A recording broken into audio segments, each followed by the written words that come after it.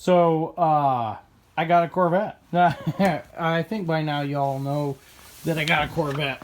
I kind of wanted to show you guys how clean I've gotten the engine bay. I'm not really sure if I've actually shown you guys how dirty the engine bay was, but it was pretty filthy. It was clearly a driver. Anyway, I've gotten down in here and gotten things cleaned out pretty good. Obviously, when I changed the valve cover gasket, I was able to clean up the valve cover pretty good when I got the valve cover off. I did go ahead and change out the rubber grommets in here too. You've got it off, you may as well do it. At the same time, I checked to make sure that all the valves were adjusted properly and nothing was going on there. Something that I did do, and I've got a kind of a mess here, but what else is in here? I have an air wand. I've had this for years. Something that I use to get in and out of all these little crevices, like in the suspension and everything.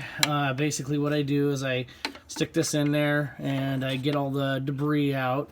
And look at me, there's a little bit of debris there. Oh boy. All right, making me look like a fool here. But anyway, no, I mean, you can spray all sorts of stuff here. I mean, you can get up underneath here, spray this stuff, spray that stuff. But once you've got this stuff kind of broke loose, you can actually spray all the dust and grime and everything out of here, and you can get in underneath all this stuff here. And this has a little plastic tip. You can actually use it on multiple things, and you're just like, it's not rocket science here, but you can get up in here, and do all the little tight nooks and crannies, without reaching in there, let's just get underneath there. So anyway, that being said, I've gotten the engine bay quite clean, and it is looking gorgeous. And one of the things that I must say, the car is a driver, so and we just cleared 100,000 miles.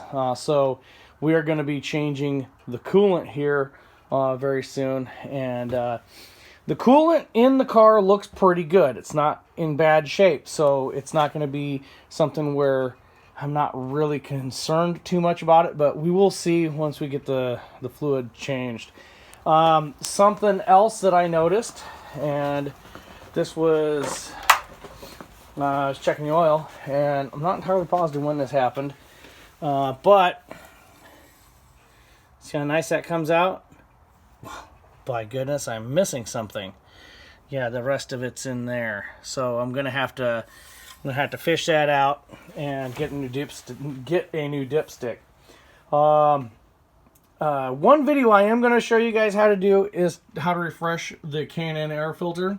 I've got a few of them, and this one here needs service, and my other one in my RX-7 needs service as well. So we're gonna do that. It's gonna be great. It's gonna be fun. My next project is to replace the passenger side valve cover gasket. In order to get this off, I have to take this cold air tube, what do you call it, cold air return tube off, and I need to get a gasket for that bad Johnny right there before I do that and commit to that. Because this car didn't spend much of its life in the Midwest, the upper Midwest, I don't have to worry too much. Excuse me, guys.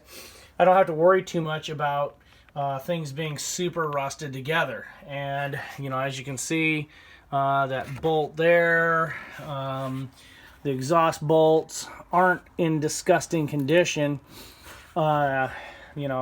So it's not going to be that big of a deal. But I am getting some oil leakage onto this part of the exhaust manifold, and it is driving me nuts because every time I drive it, I do get some leakage.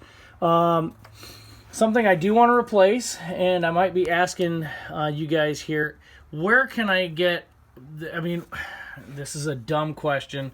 I'm looking at, 5/16 tube, right? I want to get something that's not dry rotted, but I also want to get something that's GM. You know, I want it to have the proper markings for it. And when I do the when I do flush the coolant, I am tempted to replace these. I mean, they're not that big of a deal. I mean, not anybody's gonna really notice, but I am tempted to replace these with the appropriate Corvette clips. You know, the clips that came factory on GM. You know, kind of like this guy right down here.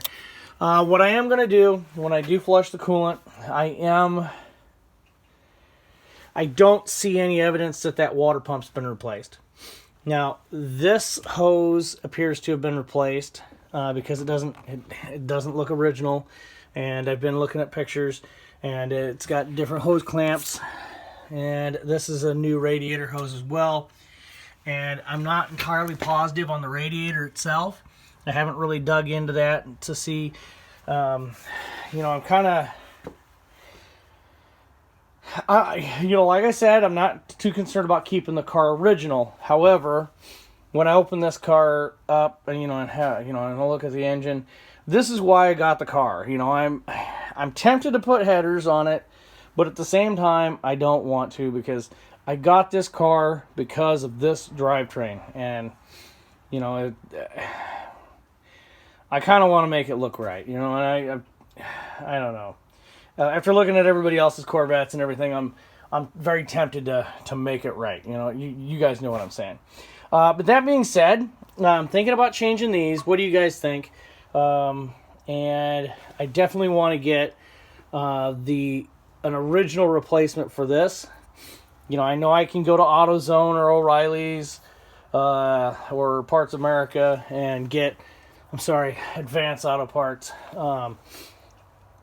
And get a replacement for that, and it'll be just fine. It'll do great. It'll be just, nobody will ever notice, but I'll notice. But anyway, yeah. So I'm going to do the coolant flush. I'm probably going to change the water pump at the same time, just because, you know, it's like 100,000 miles on it, I'm pretty sure. And with the OptiSpark, it's not leaking. There's nothing underneath there that's wet. And that's pretty much all there is to it. Anyway, guys, what are your thoughts? Should I replace those clips with original GM clips, or you know, these clips like this? Should I replace them with that, or just leave it and not worry about it, not care about it? Because I mean, really, that's the only thing that's not really looking original. And where's a good source for this? This 5/16 hose, which I'd like not to get robbed in order to buy it. I've got a couple of magazines from Corvette Central and Eckler's and everything. Eckler's actually used to have a place close to me in Milan, Illinois, and that was years ago, but they don't now. And I remember many years ago they had a place there, but anyway, not anymore. Well, I'm done rambling. I am going to do a little bit of a video on doing some of this stuff. I'm just going to kind of touch on that. And something else I'm going to be doing is the anti-tilt mechanisms. Both of the plastic clips, this one and that one, are broken. As you can see right here, I've got the strike mark here. And at some point, I'm going to replace these outer seals. And evidently, there's a felt pad. I took the door panels apart. I saw what it is. And although it doesn't look like it's really wore out, all it takes is a little bit of pressure. And this scrape mark on both sides of the glass, on this side and on the other side, on the outside, is